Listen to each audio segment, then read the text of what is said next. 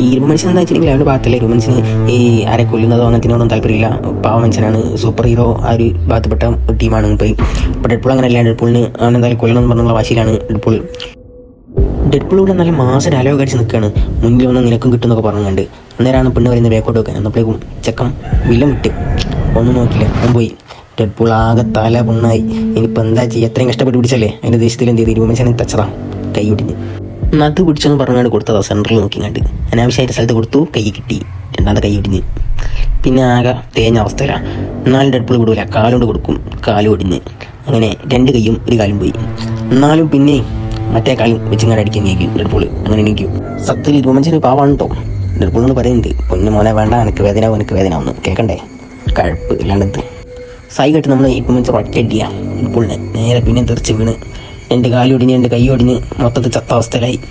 അവർ നിങ്ങനെ ഇരുമ്പ് മനുഷ്യൻ ഡെഡ്പൂളിനെ ലോക്കാക്കി.